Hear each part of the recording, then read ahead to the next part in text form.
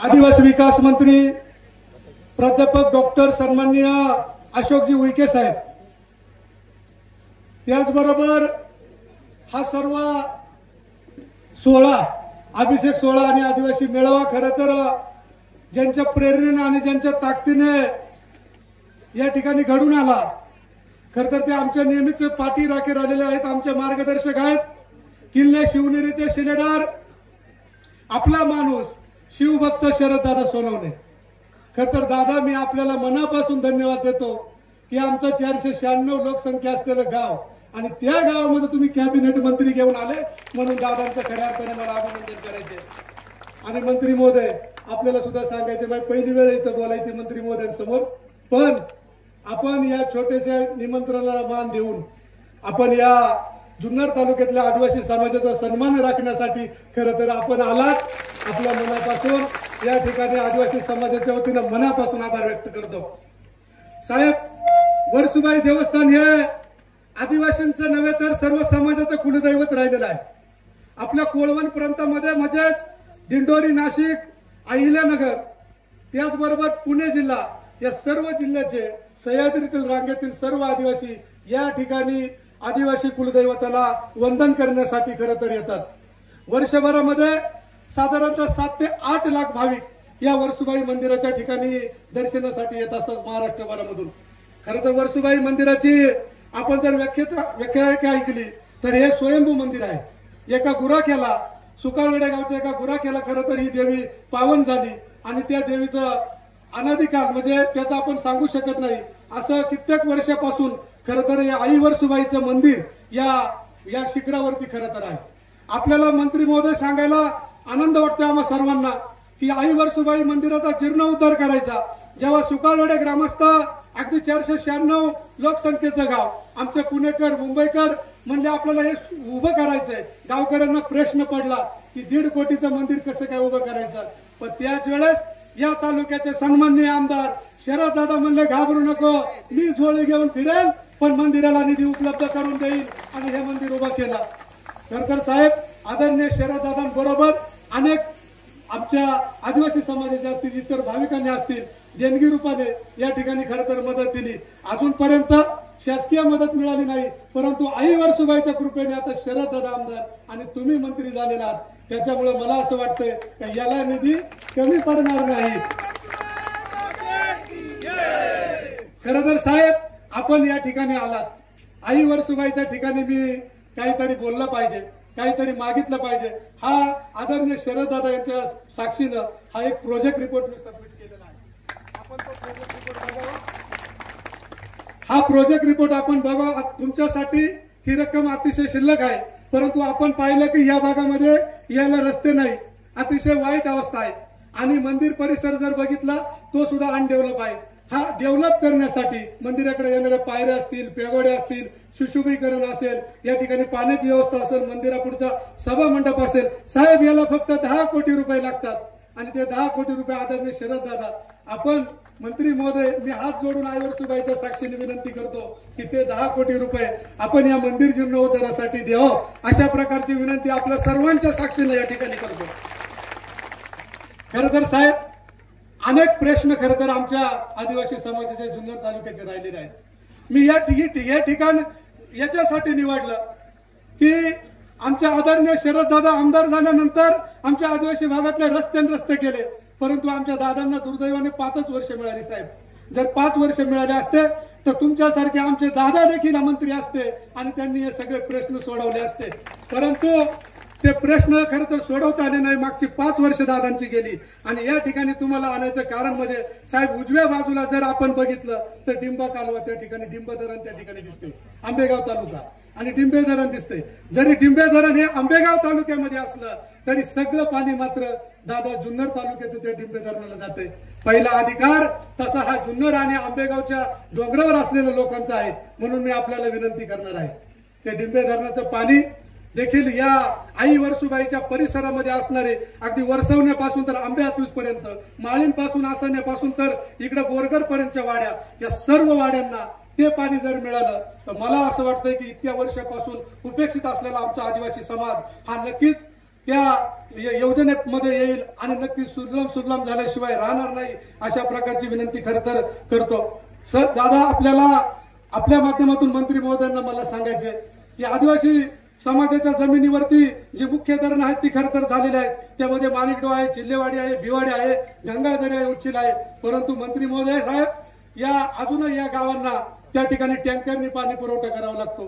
कोपरे मांडव्याची परिस्थिती तितकीच बिकट आहे. अजूनही वाटीने रात्रभर पाणी भरावं लागतं.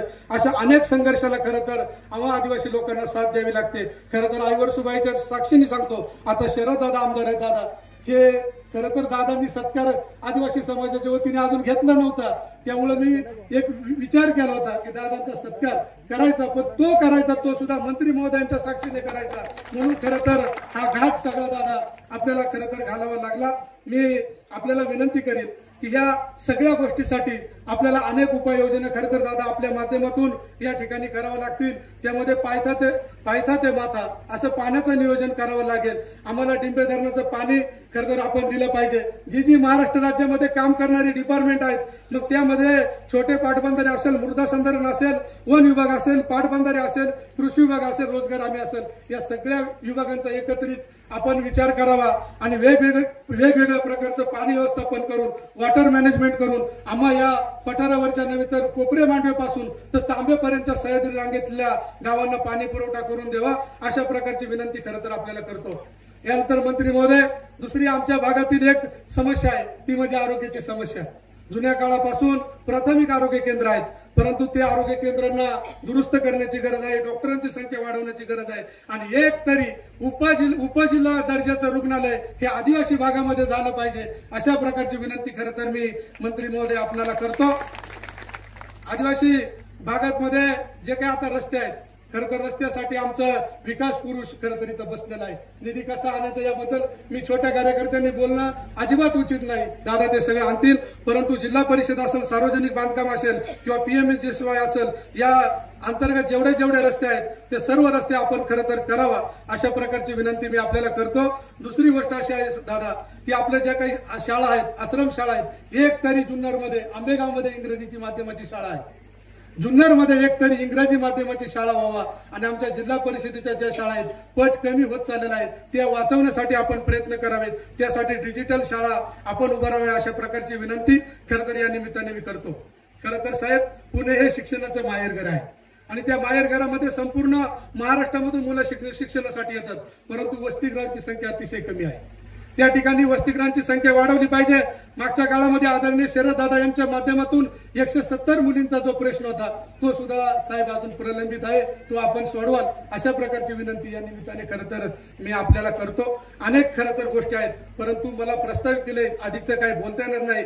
परंतु दादा, मी आपल्याला एक विनंती करणार साहेब, आमचा जुन्नर तालुक्याचा हिरडा कारखाना आहे.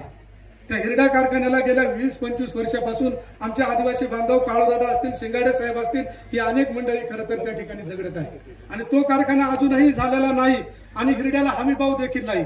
हिरड्यामध्ये जेव्हा पावसामुळे, अतिवृष्टीमुळे, गारपिटीमुळे हिरड्याचे नुकसान होते, तो हिरडा हा शेतीचं पीक नसल्यामुळं, फॉरेस्ट पीक असल्यामुळं त्याला नुकसान भरपाई देण्यामध्ये अडचणी निर्माण होतात. त्या सुद्धा हिरड्याची 7/12ला नोंद झाली पाहिजे आणि हिरड्याला हमी भाव मिळाला पाहिजे. अशा प्रकारचं मी या निमित्ताने आपल्याला खरं तर सांगतो आणि मी आपल्याकडे जास्त काही मागणी करणार नाही. परंतु दादा, आदिवासी आणि कोळवण परिसराला वरदान ठरणारा अशोक उर्णक साहेब एक रस्ता आहे, तो रस्ता झाला पाहिजे. आमच्या शरद दादांनी अष्टविनायक एक जोड रस्ता केला. आता आदरणीय देवेंद्र फडणवीस साहेबांनी शक्तीपीठ रस्ता केला आणि मागच्या काळामध्ये नागपूरपर्यंत समृद्धी महामार्ग झाला. आमच्या आदिवासी आणि सह्याद्रीच्या पट्ट्याला वरदान ठरणारा रोड जो आहे तो कोळवण प्रांतातील सह्याद्रीच्या रांगेतील वसणाऱ्या गावांना वरदान ठरणारा कुलदैवत जोड रस्ता, जी कुलदैवत आहेत आदिवासीची, मग त्यामध्ये वणी, दिंडोरी, त्र्यंबकेश्वर, रतनगड, तोलारखिंड, नागेश्वर, तळेरांची काळूबाई, निमगिरी खांडेचीवाडी मार्ग हिरडी ते उसरान, कुकडेश्वर, येदारेश्वर, मिनेश्वर, इंगळूण वर्सुबाई, हातवीस दुर्गादेवी आणि वाघोबा ते भीमाशंकर हा रोड जर आपण केला तर हजारो तरुणांच्या हाताला काम मिळेल आणि तरुण उद्योग व्यवसाय खाली येतील. अजिबात आता काही मागणी करणार नाही साहेब, पण नंदुरबार तालुक्यामध्ये आपण एक पायलट प्रोजेक्ट राबवला. त्यामध्ये 25,000 गायी आपण त्या ठिकाणी दिल्या 85% सबसिडीवरती आता तुम्ही मिनिस्टर झाला साहेब, आम्हाला जुन्नर आणि आंबेगाव खेड मावळचा पुणे जिल्ह्यातील जे आमचं प्रकल्प कार्यालय आहे त्या कार्यालयाचा समावेश करून आमच्या तालुक्याला देखील म्हणजे आमच्या जिल्ह्याला देखील आपण 85% सबसिडीवरती खरं तर आपण म्हशी उपलब्ध करून द्यावा अशा प्रकारची विनंती मी आपल्याला करतो.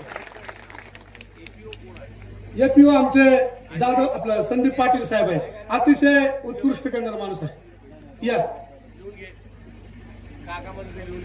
मी सर प्रस्तावित त्यांना देतो. बसा. खरं तर मंत्री महोदयांचा हाच गुण खरं तर आम्हाला आवडतो. दादा मी आपल्या पत्रावरती एक पत्र तयार केलं. दादा मी आपल्या पत्रावरती एक पत्र तयार केलं. त्याच्यामध्ये सांस्कृतिक भवनासाठी 1 कोटी रुपये पाहिजे. मंत्री महोदयांना केलं, लगेच मंत्री महोदयांनी सही केली आणि वर्सुबाईला 1 कोटीचं सांस्कृतिक भवन मंजूर केलं. आपण ज्या रस्त्याने आलात त्याची सुद्धा बजेट प्लेट साहेब मी आपल्याकडे बनवून दिलेली आहे दादांच्या लेटर पॅडवरती आधी. त्याला जास्त रक्कम नाही साहेब, फक्त 27 कोटी रुपये पाहिजे. त्याच्यामुळं मी आपल्याला विनंती करणार आहे की हे सगळं खरं तर साहेब जर आम्हाला दिलं तर हा आदिवासी समाज जो आहे एवढ्या दिवसापासून उपेक्षित आहे त्या समाजाला निश्चित पद्धतीने न्याय मिळेल. आणि तो न्याय मिळवून देण्यासाठी खरं तर आईवरसुबाईला आम्ही साकडे घातलं होतं आणि सांगितलं होतं की या सगळ्या मागण्या जर पूर्ण करायच्या असतील आणि आईवरसुबाई समोर जर सभा मंडप उभं करायचं असेल तर त्यासाठी तुम्हाला शरद दादाला आमदार करावं लागेल. आणि आईवरसुबाईने ती आपली मागणी पूर्ण केलेली आहे ते निश्चित पद्धतीने होईल. खरं तर सगळे मान्यवर सगळे मंचावरती बसलेले आहेत. मला सगळ्यांचा नामोल्लेख इथं करणं गरजेचं आहे साहेब, परंतु मी अधिकचा वेळ घेणार नाही. मला माहिती आहे आमचे मार्गदर्शक दादा इथं बसलेले फार शिस्तप्रिय माणूस आहे. दादा मला माफ करा जास्त काही बोललो असेल, परंतु ज्या आदिवासी समाजाच्या व्यथा आहेत त्या बाकी आपण समजून घ्याल आणि आम्हाला मदत कराल. साहेब शेवटचाच एक प्रश्न आहे. 50 वर्षाचा पुरावा ज्याच्यामुळे घुसखोरी झालेली आहे ते आपल्याला सुप्रीम कोर्टामध्ये लढावं लागेल आणि लाखो हजारो आदिवासींना न्याय मिळवून देण्यासाठी त्या घुसखोरांना बाहेर काढावं लागेल. म्हणून मी आपल्याला विनंती करीन तो सुद्धा प्रश्न आपण खरं तर केला पाहिजे. या ठिकाणी साहेब आपल्या जुन्नर तालुक्यातील 47 ग्रामपंचायती पीएस आहेत, आंबेगावच्या 39 ग्रामपंचायती पीएस आहेत आणि पीएस क्षेत्रातले सगळे सरपंच या ठिकाणी आपल्या स्वागतासाठी खरं तर इच्छुक आहेत. पेसा गावातले सगळे सरपंच साहेब या ठिकाणी आलेले आहेत. पेसा गावातील सरपंचांच्या अनेक खरं तर मागण्या त्या निमित्ताने आहेत. आम्ही पाठीमागे एक 13,50,00,000चा एक ठक्कर बापाचा प्रस्ताव आपल्याकडे दिला होता. त्याला सुद्धा अजून साहेब आम्हाला पैसे मिळाले नाही. ठक्कर बापा असेल 15-25 असेल किंवा 50-54 असेल जे आपल्या विभागाची ज्या काही योजना आहेत त्या साहेब आम्हाला देऊन पराकृत करावं अशा प्रकारची विनंती मी आपल्याला करतो. माझा लांबलेला प्रस्तावित आई वरसुबाईच्या साक्षीने या ठिकाणी थांबवतो. जय हिंद, जय महाराष्ट्र, जय आदिवासी.